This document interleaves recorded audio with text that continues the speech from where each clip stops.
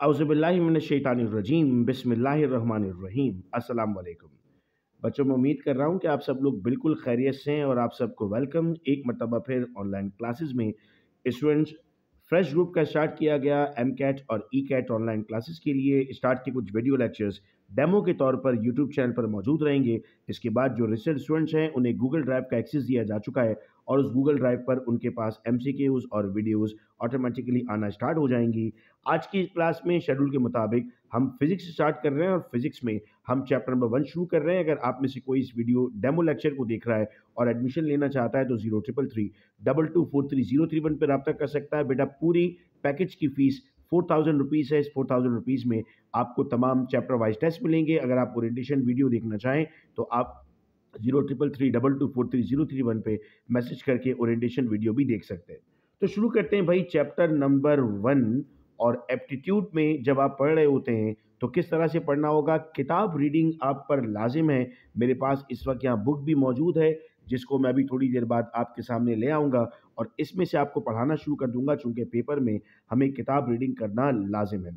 क्या क्या टॉपिक्स हैं, देखो हर चैप्टर के पहले मैं आपको टॉपिक बता दिया करूँगा कि हम इस चैप्टर में क्या क्या पढ़ने जा रहे हैं। तो हम इस चैप्टर में पढ़ने जा रहे हैं इंट्रोडक्शन, हम पढ़ने जा रहे हैं ब्रांचेस, हम पढ़ने जा रहे हैं कंट्रीब्यूशन ऑफ साइंटिस्ट, हम पढ़ने जा रहे हैं SI यूनिट, हम पढ़ने जा रहे हैं सिग्निफिकेंट फिगर्स और हम पढ़ने जा रहे हैं डायमेंशंस। ये पूरा का पूरा बनता है चैप्टर नंबर 1। इंट्रोडक्शन में हम फिजिक्स को डिफाइन करते हैं और चंद एक पॉइंट है जो MCQs के लिए नोट करते हैं। याद रहे बच्चों कि आपने एक कॉपी अपने सामने बिल्कुल खोल कर रखनी है और उसमें जो जो इंपॉर्टेंट पॉइंट्स मैं बताता जाऊं उसको भी नोट करना है। आपकी पूरी MCAT ECAT की तैयारी इस तरह ऑनलाइन वीडियोस, गूगल ड्राइव और MCQ टेस्ट के जरिए होगी। आप अगर किसी इदारे में दाखिला ले भी चुके हैं तो एडिशनली भी अगर आप पढ़ना चाहते हैं तो आप इन क्लासेस को ज्वाइन कर सकते हैं। तो इस वक्त हम आते हैं चैप्टर नंबर 1 पर और चैप्टर 1 में हम यहाँ पर कहते हैं कि सर साइंस को हम 2 ब्रांचेस में डिवाइड करते हैं, फिजिकल और बायोलॉजिकल, जिसमें से बायोलॉजिकल साइंसेस में आपके पास बिहेवियर के बारे में आता है और जो बेटा हमारे पास फिजिक्स है वो फिजिकल साइंसेस का पार्ट बनता है। हम कहते हैं सर फिजिक्स में हम 2 चीज़ों के बारे में पढ़ते हैं, मैटर और एनर्जी, उनका इंट्रैक्शन। याद करने वाली क्या चीज़ें हैं हमारे पास, ये चीज़ें बेटा आपको याद करने की है कि चाइनीज़ ने पहली मरतबा पेपर और इजिप्टियन ने पहली मरतबा फ्लड लेवल बताया था। यूफ्रेट्स और टिग्रिस वैली के जो लोग थे उन्होंने कैलेंडर और ज्योमेट्री के बारे में बताया था और इंडस वैली के लोगों ने हमें डेसिमल सिस्टम के बारे में बताया था। ये जो पूरा पैराग्राफ यहाँ से लेकर स्टार्ट हो रहा है, अगर मैं मार्क करूँ तो यहाँ से लेकर यहाँ तक का पैराग्राफ हमें याद रखना बहुत ज़रूरी है, इससे पेपर में सवाल पूछे जाते हैं। फिर इसके बाद हम आते हैं तो सर जनरल बातें लिखी हुई हैं। देखें, हमें ये भी सीखना होगा कि किन चीज़ों को याद रखना है, किन को ओमिट करना है। बेसिक जो बातें लिखी होती हैं वो याद नहीं की जाती। फिर आता है बेटा ब्रांचेस। टोटल आपके पास यहाँ पर 7 ब्रांचेस लिखी हुई हैं जिनमें particle physics, nuclear physics, molecular atomic physics, plasma physics, astrophysics, medical physics और सॉलिड स्टेट फिजिक्स शामिल हैं। इन तमाम ब्रांचेस में ना पूरे पूरे चैप्टर्स हैं आगे जाकर। पार्टिकल्स की स्टडी, न्यूक्लियस की स्टडी, मॉलिक्यूल्स की study, fourth state of matter जिसे हम प्लाज्मा कहते हैं, हेवनली बॉडीज़ के बारे में पढ़ना जिसे हम एस्ट्रोनॉमी कहते हैं, मेडिकल फिजिक्स यानी बायोटेक्नोलॉजी इसमें ऐड हो जाती है और सॉलिड स्टेट के बारे में पढ़ना। फिर बेटा हमारे पास आता है इस्लाम एंड साइंस और अब तक जितने भी एप्टीट्यूड टेस्ट हुए हैं उसमें इस पोर्शन से सवाल नहीं पूछा गया क्योंकि इसमें कुरान आयात मौजूद हैं। ये इंटरमीडिएट लेवल पर तो आता था सवाल, लेकिन यहाँ पर ये सवाल नहीं पूछा जाता।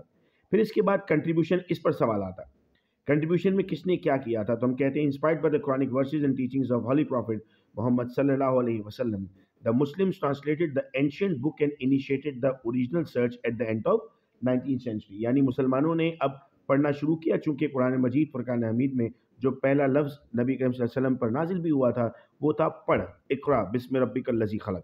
तो इस बात को फॉलो करते हुए मुसलमानों ने पढ़ना शुरू किया। जाबिर बिन हयान ने पहली मरतबा केमिस्ट्री में एक्सपेरिमेंट किए। जाबिर बिन हयान को मैं हाईलाइट कर रहा हूँ, इन्हें फादर ऑफ अलकेमी भी कहा जाता है। इसके बाद अल बातानी ने कैलकुलेशंस की, सोलर सिस्टम की, तो इसको हम नोट करते हैं यहाँ पर। फिर इसके बाद बेटा हमारे पास नाम है उमर ख़याम का। उमर ख़याम पोइट भी थे और मैथमेटिशियन भी थे। चाहो तो इन बातों को की पॉइंट बनाकर लिखते भी जाओ ताकि आपको याद करने में आसानी हो। इब्नुल हैशम की किताब का नाम था बेटा किताबुल मनाजिर। पिन होल कैमरा भी इन्होंने इन्वाइट किया था। ये सब चीज़ें हमें पेपर में पूछी जा सकती हैं। अल राज़ी ने हमें मोनोग्राफ्स दिए थे मुख्तलिफ मेडिसिन्स के, जो आज हम मेडिसिन्स पढ़ रहे होते हैं, उनका स्टार्ट अल-राज़ी की तरफ से हुआ था। अल-बैरूनी हम कहते हैं सर एस्ट्रोनॉमर थे, फिजिशियन थे, मैथमेटिशियन थे, और इनकी किताबें थी किताबुल कानून अल मसूदी, जिसे आप इंसाइक्लोपीडिया भी कहते हैं। याकूब अल किंदी ने एस्ट्रोनॉमी, मैथमेटिक्स, मेडिसिन पर बुक्स लिखी थी। ये जो मैं हाईलाइट करता जा रहा हूँ, इनको आप नोट करते जाएंगे अपने पास। इब्न सीना ने मेडिसिन के बारे में बताया था, इन्हें फादर ऑफ तिब भी कहा जाता है। अल कानून फित तिब और अल शिफा, ये दो इनकी किताबें थी। फिर जो फिजिक्स एंड सोसाइटी की हेडिंग है बेटा, इसमें जनरल बातें लिखी हुई हैं कि फिजिक्स ने हमें हेल्प किया है, तो ये एमसीक्यूज का पार्ट नहीं बनता। फिर आता है मेजरमेंट एंड यूनिट, इससे एमसीक्यूज आते हैं बेटा। देखो, इन मेजरमेंट और यूनिट्स को मैं ज़रा कॉपी पे आपको समझाऊं, कुछ चीज़ें कॉपी, कुछ चीज़ें बुक पर मैं आपको समझा रहा हूँ, ताकि बेटर अंडरस्टैंडिंग आप लोगों को मिलती रहे। तो कॉपी पर इस टॉपिक को हम समझने की कोशिश करते हैं। मैं आपसे कहता हूं कि सबसे पहले बेटा हमारे पास एक सिस्टम है सीजीएस, एक सिस्टम है एमकेएस, और एक सिस्टम है एफपीएस, जिसको हम कहते हैं centimetre gram second, metre kilogram second, foot pound second.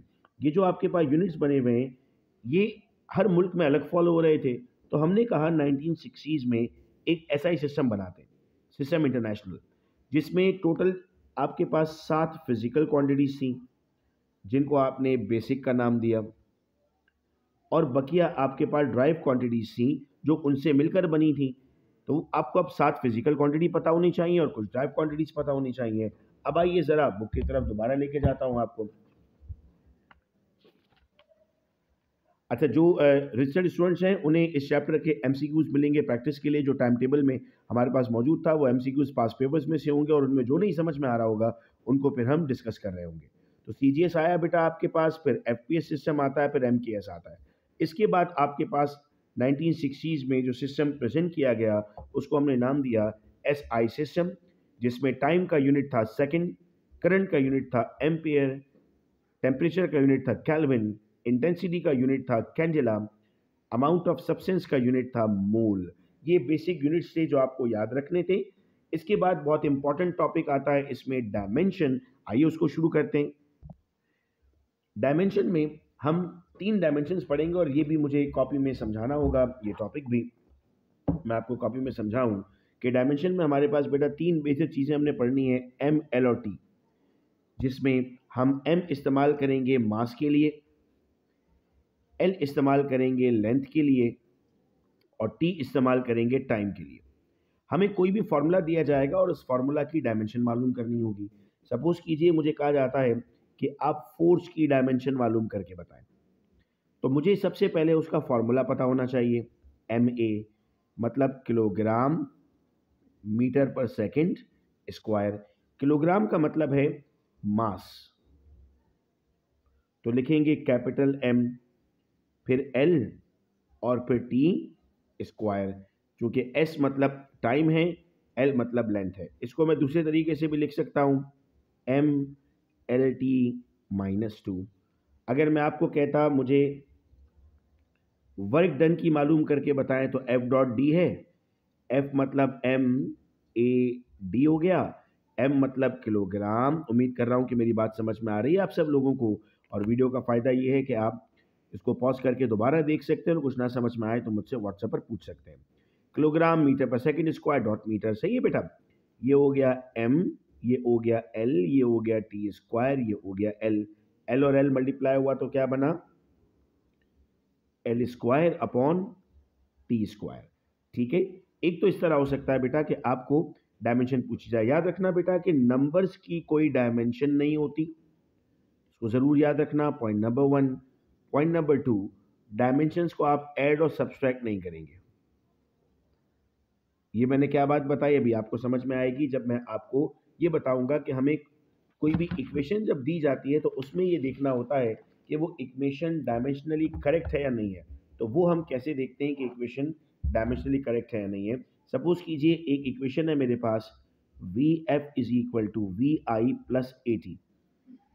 अब वी एफ क्या चीज़ है सर, वी एफ तो वेलोसिटी है। वेलोसिटी मतलब मीटर पर सेकेंड, ये भी क्या हो जाएगा, metre per second. Acceleration metre per second square multiply by second. तो इससे ये कैंसिल हो जाएगा, क्या बचेगा, metre per second is equal to metre per second plus metre per second. अगर मैं मीटर की जगह एल लिखूं और सेकंड की जगह टाइम, तो आपको कोई इसमें एतराज़ तो नहीं है। फिर एल अपॉन टाइम, फिर एल अपॉन टाइम। अब ये दोनों आपस में प्लस नहीं होंगे ना, अभी मैंने कहा डायमेंशन प्लस या माइनस नहीं होती, तो क्या बचेगा, L upon T is equal to L upon T. तो ये आपके पास दो इक्वेशंस आपस में डायमेंशनली करेक्ट आ गई। कभी कभी पेपर में एक सवाल देता है कि इनमें से किस किस की डायमेंशन सेम होगी। देखो, जिनका यूनिट सेम उनकी डायमेंशन सेम होगी। आप कहोगे सर ये बात समझ नहीं आई, ज़रा बताइए। तो मैं आपको अगर कहूँ काइनेटिक एनर्जी की डायमेंशन कैलकुलेट करें तो ये बनता है 1/2mv²। नंबर की कोई डायमेंशन नहीं होती, m मतलब kg, मीटर पर सेकंड, दोनों तरफ स्क्वायर, kg मतलब मास, l अपॉन टी स्क्वायर, तो क्या बनेगा, m L square upon T square. ये किसकी डायमेंशन है, काइनेटिक एनर्जी की। अच्छा सर, ज़रा पोटेंशियल एनर्जी की बताएं, क्योंकि दोनों का यूनिट सेम होता है। आपने कहा था कि जब यूनिट सेम होगा तो डायमेंशन सेम आएगी। पोटेंशियल एनर्जी बना एम जी एच। एम मतलब kilogram, metre per second square, और हाइट मतलब मीटर। तो ये हो गया kilogram metre square upon second square, यानी kilogram metre square second square को जब मैं कन्वर्ट करूं तो M L square upon T square बनेगा। तो ये देखो, M L square upon T square, M L square upon T square. तो जिनका यूनिट सेम है, मैं लिख देता हूं इस बात को याद रखने के लिए कि जिनका यूनिट सेम है उनकी डायमेंशन भी सेम होगी। जिनका यूनिट सेम होगा उनकी डायमेंशन भी सेम होगी। ये हमारे पास बेटा लास्ट टॉपिक था इस चैप्टर का। ये इसमें डायमेंशंस को हम पढ़ते हैं तो ये आपके सामने आ रहा है, ठीक है। ये डायमेंशनली करेक्ट वाली की एग्जांपल भी हमारे पास मौजूद है। अब बेटा हम आते हैं तो न्यूमेरिकल्स के लिए हमें एक वर्ड मिलता है सिग्निफिकेंट फिगर। सिग्निफिकेंट फिगर से मुराद होता है वो नंबर जो आपके पास किसी डेटा में काम के नंबर होते हैं, इंपॉर्टेंट नंबर होते हैं, उन्हें आप नाम देते हैं सिग्निफिकेंट फिगर का। इसके कुछ रूल्स हैं तो वो मैं आप लोगों को समझा देता हूँ ताकि हमें पेपर में मुश्किल ना हो। देखो, इसका पहला रूल आता है आपके पास, all non zero are significant. जितने भी नॉन ज़ीरो हैं वो तमाम के तमाम क्या होंगे, सिग्निफिकेंट होंगे। जैसे 1, 3, 5 में 3 सिग्निफिकेंट फिगर है। दूसरा रूल आता है बेटा इसमें, zero in between non zero are significant. जैसे 101, इसमें भी 3 सिग्निफिकेंट फिगर आ गए। तीसरा कहता है कि अगर वैल्यू 1 से छोटी है तो ज़ीरो सिग्निफिकेंट नहीं है। अगर वैल्यू 1 से छोटी है तो ज़ीरो सिग्निफिकेंट नहीं है। तो इसमें वैल्यू 1 से छोटी है ना, यहाँ ज़ीरो आ रहा है, तो इसमें सिग्निफिकेंट फिगर की तादाद कितनी हो गई, 1 हो गई। और अगर वैल्यू 1 से बड़ी है तो उसमें आने वाले तमाम ज़ीरो सिग्निफिकेंट हैं। तो ये रूल्स को भी कहीं ना कहीं मद्देनजर रखते हुए, रूल नंबर 5 जो है वो कहता है कि अगर वैल्यू में आपके पास पॉइंट मौजूद नहीं है तो आपके पास दो ऑप्शन हैं, आप कहें तो एक सिग्निफिकेंट फिगर, आप कहें तो 4 सिग्निफिकेंट फिगर, दोनों रूल के मुताबिक सही होंगे, गलत नहीं माने जाएंगे। तो ये बेटा चैप्टर नंबर 1 था। और अब जो टाइम टेबल के मुताबिक फिजिक्स के एमसीक्यूज सॉल्यूशन का टाइम है, उसमें चैप्टर नंबर 1 के एमसीक्यूज आपको रजिस्टर्ड स्टूडेंट्स को मिलेंगे। अगर आप सब लोग जो वीडियो देख रहे हैं रजिस्ट्रेशन चाहते हैं तो आप 0333224303 पे रब्ता करके अपनी रजिस्ट्रेशन करवा सकते हैं। बहुत शुक्रिया आप तमाम का इस वीडियो लेक्चर को सुनने का। अपना बेहद ख्याल रखिएगा आप सब लोग। अल्लाह हाफिज़।